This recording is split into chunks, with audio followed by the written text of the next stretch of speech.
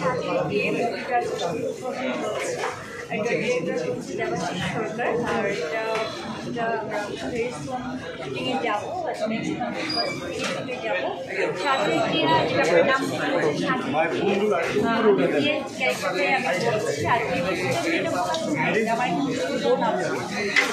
আমার বোনের ক্যারেক্টারের নাম ছোটো বোনের ক্যারেক্টারের নামটা কি ময়না। ছোটো বোনের ক্যারেক্টারের নামটা হচ্ছে ময়না। আমরা দুই বোন থাকি খুবই ক্লোজ, যেটা হয় মানে আমরা মুভির এন্ডে গিয়েও মানে বোঝা যাবে যে মানে আসলেই মানে আমরা যে হিরোকে ভালোবাসি দুজনে যে মানে হিরোটা আসলে কার আমরা একটু এন্ডে গিয়ে বুঝতে পারবো। মানে সারা ছবিতে একটু বোঝা যাবে না যে আসলে আমাদের মানে লাস্ট এটা আসলে কে পাচ্ছে। তবে মানে স্টোরিটা আমি এইটুকু বলতে পারি, আপনারা বলতে পারি এটা একটা মৌলিক একটা স্টোরি, যেটা হয় কি ভাঙাভাঙি কোনো কিছু নেই। এটা মানে টোটালি একটা মৌলিক আর এটা লাইক এটা টাইপের একটা গল্প।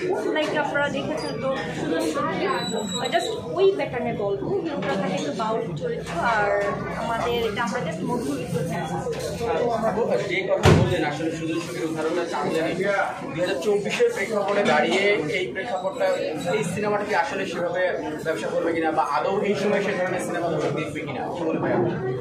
আমার কাছে যেটা মনে হয় আসলে আমরা যখন অনেক বেশি মিস্টেক এরকম ভালো করে ইচ্ছে করি সবচেয়ে মিস্টেকের একটু একঘেয়েমি লাগে, কিন্তু আমরা যখন টকটা খাই তখন মনে হয় যে এত টক খাচ্ছে আমাদের মনে হয় এখানে একটু অন্যরকম ধরনের একটা টুইস্ট দরকার হয়। সো আমার কাছে মনে হয় যে সবসময় একটা প্যাটার্ন থাকলে প্যাটার্নগুলো অনেক বেরিয়ে আসছে। কিন্তু আপনার পোস্টার দেখে যেটি মনে হলো যে সাধের টিয়া আসলে নামটি যেটি বলছিলাম যে আমরা সাধারণত 80-র দশক বা 70-র দশকে এই নামটি আসলে হলে খুব গ্রহণযোগ্য হতো, কিন্তু পোশাকে দেখছি যে সমসাময়িক পোশাক। আসলে নাম এবং সিনেমার যে দৃশ্য আমরা দেখছি তাতে করে আসলে কোনো ধরনের আপনার বৈপরীত্য আছে কিনা?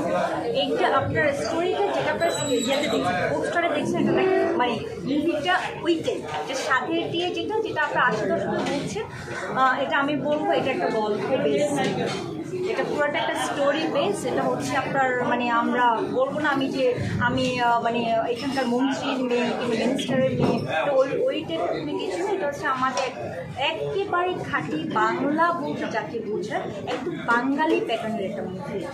আপু বাঙালি প্যাটার্নের কথা বলেন, যেটা একটু আগে আপনাকে বললাম যে 2024-এ দাঁড়িয়ে আসলে বাঙালি প্যাটার্নটা কতটুকু এক্সিস্ট করে বাংলা চলচ্চিত্রে?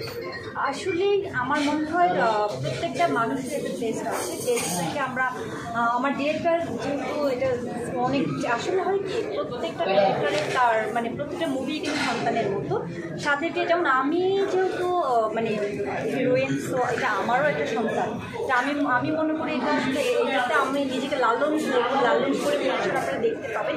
আসলেই এটা অডিয়েন্সের আমার মনে হয় রিমোট ভালো লাগবে। কারণ হয় কি যখন আমরা জাস্ট তুফান দেখেছি, তুফানটা টোটালি ডিফারেন্ট একটা মুভি, মানে প্রত্যেকটা মুভি এক একটা মুভি কিন্তু এক একটা প্যাটার্ন।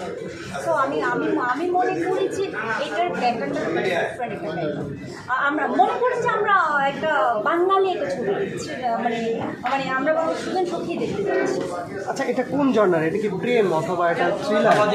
না, এটা থ্রিলার না, এটা প্রেম। মানে এটা আসলে বললাম না যে এটা আমরা মানে ময়না দিয়ে দিব, বাট মানে আসলে সুপার মানে মেলোডি বলতে যাচ্ছি, সুপার মেলোডি রোমান্টিক। আচ্ছা, এটা যদি প্রেমের গল্প হয় তাহলে প্রেমের গল্পে বাংলা সিনেমা হয়েছে এরকম অসংখ্য আছে, হয় প্রেমটা সম্পূর্ণ হয়েছে অথবা ভেঙে গেছে। এরকম গল্পে তো নতুন কিছু নেই, কিন্তু আপনি বলছেন যে এটা অন্য ধরনের গল্প, কেন বলছেন?